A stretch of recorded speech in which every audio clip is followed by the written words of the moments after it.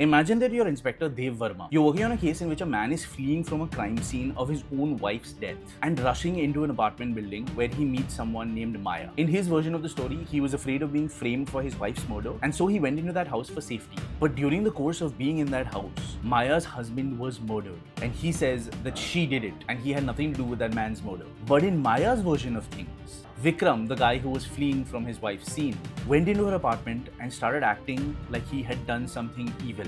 And then when she went into another room, her husband was killed with a candlestick.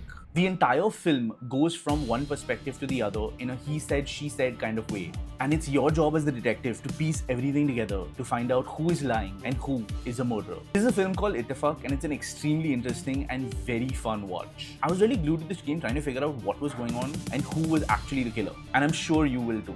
Hi, I'm Andre. I love finding stories that can keep me hooked with a great mystery. So join this little recommendation club and follow for more.